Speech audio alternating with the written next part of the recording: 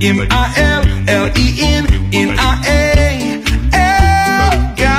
love millennials. Hello everybody and welcome to another Millennial Musings. We are talking today about the topic of family. It's a very big topic, so we're going to be spreading it out over a couple of videos. This is basically just an introduction. Oh, fantastic. And we hope you enjoy it. Okay, Matthew, so today we're talking about families. Now, families is a big concept, right? And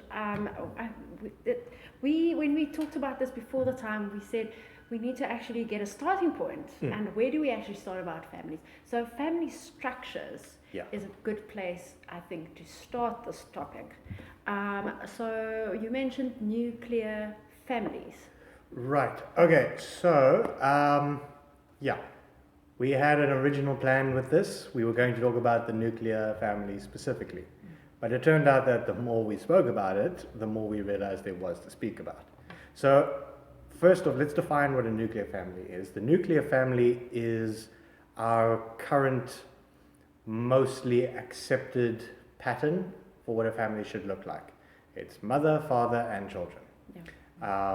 That's, in a nutshell, what the nuclear family is. And what some experts describe it as is it's the smallest viable unit of a family.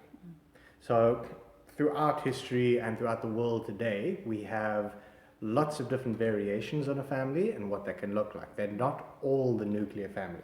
The nuclear family is simply our smallest viable option for it. So, for example, there's the old adage that it takes a village to raise a child. And in many cultures, that is taken as the way that it is done. Every child is the responsibility of the entire tribe or the entire village. Or in a lot of cultures, especially in our own country, the entire extended family takes a very active role in the raising of a child. For example, in a lot of low economic households, both of the parents will work, and both of the parents will work very long hours or work away from home. Therefore, the responsibility of raising the child falls to the grandparents. The grandparents do the actual day-to-day running of the household and raising of the child, while the parents are out actually working in order to sustain the family economically. What you'll also find, I remember a lot of my friends used to talk to me about the fact that they lived with their aunts and uncles, not their parents. So in those instances, your cousins are almost your brothers and sisters, and your aunt and uncle are filling the role of your mother and father. So yeah, it's not to say that the nuclear family as we understand it is the only family unit. And it's not even to say that it's the ideal family unit. It's just that in our modern Western culture, that is put forward as the default family unit. That's actually what I was thinking now, is that it's a Western term, the nuclear family. It's our understanding from a Western perspective that you have to have a mother and a father and you have your siblings, which is your brothers or sisters. So, but in a sociological term, a family can be much more, like you explained now, can be much more than that. And our interpretation of having a family is much broader. So not everybody has a mother and a father. So in a sociological definition of family, we talk about it's groups of people that's maybe not necessarily related to each other, but they take care of each other. Like you mentioned, it takes a village to raise a child. So it can be the aunts, it can be friends, it can be extended family members, cousins, that all live under one roof. So nuclear family is a term for maybe biologically related, but not necessarily how you grow up and experience the family. Yeah. That's true. And something else that's really important to take account of is the fact that the nuclear family of two parents, as I said before, it's the smallest viable option. Unfortunately, what we see a lot of today is single-parent households. Now, this isn't always, it isn't always the single mother because the father left. Unfortunately, that is very, very prevalent. That what happens, and it's definitely something that we'll be talking about more later on, what happens is in our current society, casual sex is just the norm. And what always ends up happening is the woman gets knocked up, and the man doesn't feel like that kind of responsibility, so he goes off somewhere else. And now the poor woman has to raise the child or the children in some instances on her own. Or what you might even find is they were in a relationship and the man suddenly decided he no longer needed. Okay, let me just stop there. It's not always that. I'm maybe painting men in a darker image here. You will find it happens both ways, either the man or the woman. It's less common, we hear about it less maybe, but it does also happen that either the man or the woman decides they aren't ready for this kind of responsibility, they aren't ready for this kind of weight on them, and they go off to pursue their own life. Yes. And the spouse is then left with the sole responsibility of raising the children. Yeah, so that is a single parent household, right? Yes. But then there's also other scenarios around that is maybe one of the spouses passed away. True. So then the mother or the father is left alone with the children to raise them. Or one of the parents needs to move away to go and work somewhere because they need the income and it's the best way. Like in South Africa, you get a lot of these scenarios where people live down in Cape Town or in the Eastern Cape and the mother or father needs to go and work in Joburg. And then it's for long stretches that those individuals don't get together and the family unit is not present under one roof. So that's also maybe considered as a single parent household. Quite right. And that's the other term that we need to look at is family unit and household, because those two terms are two different things. Yeah. Even though a nuclear family might be two spouses, a mother and a father, and the children, but they might not live in the same under the same roof. Right.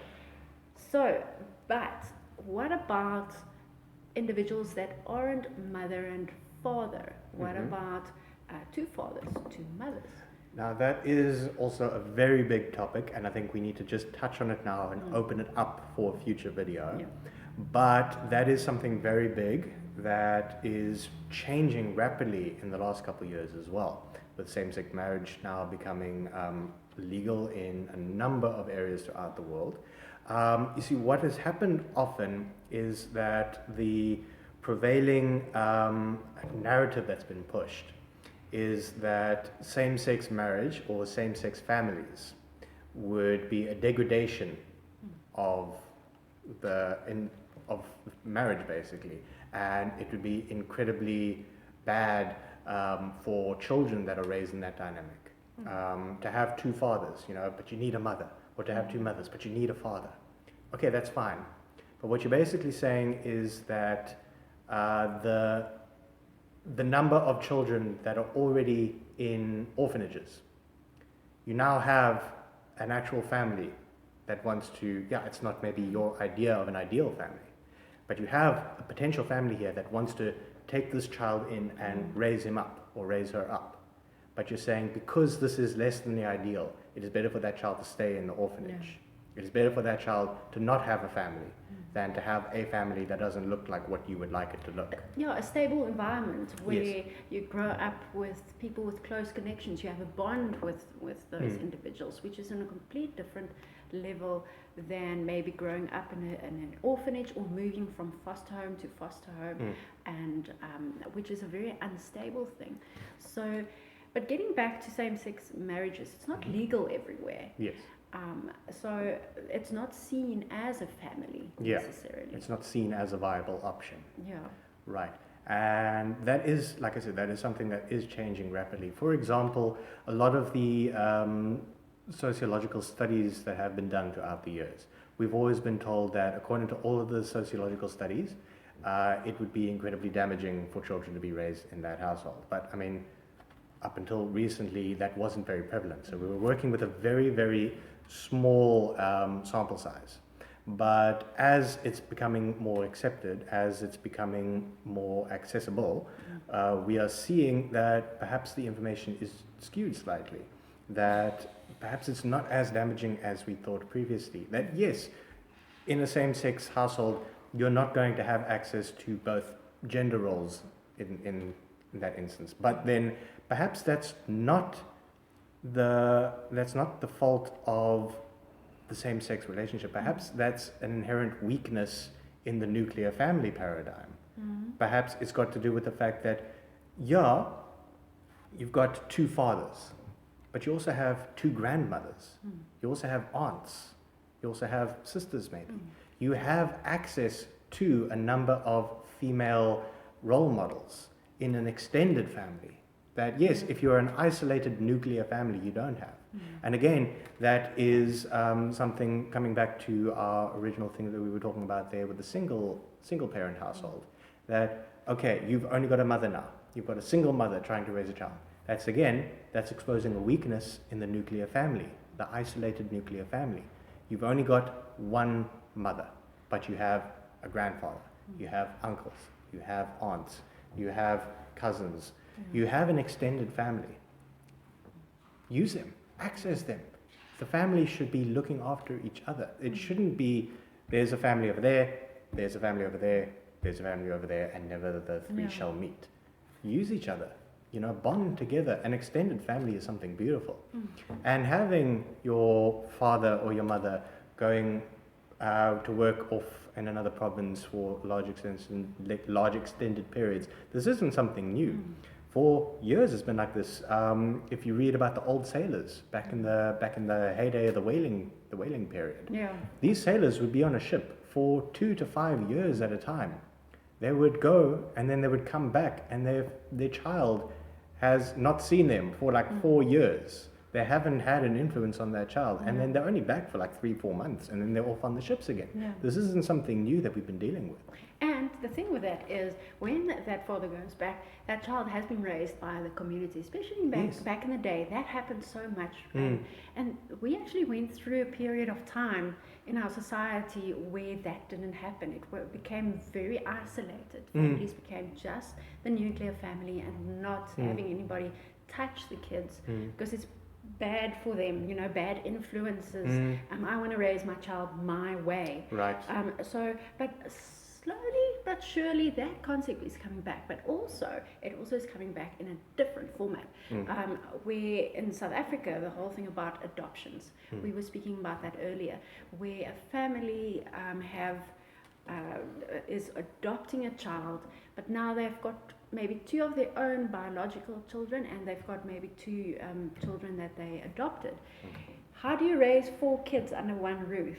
And having extended family members and friends that comes together, the one does the driving, the other one feeds this kid, and everybody gets together. And actually what that child learns is relationships and bonding and trusting a group of people. Yeah, and just to speak from our own Christian perspective, our own church perspective now, just to bring it around there, that is what church is intended to be, more than anything else. We've unfortunately turned church into an institution. We've turned it into a club. What it's intended to be more than anything is a community. It's intended to be a place where you as a Christian can come together with your other Christians, and you can fellowship with each other. You can be in a community.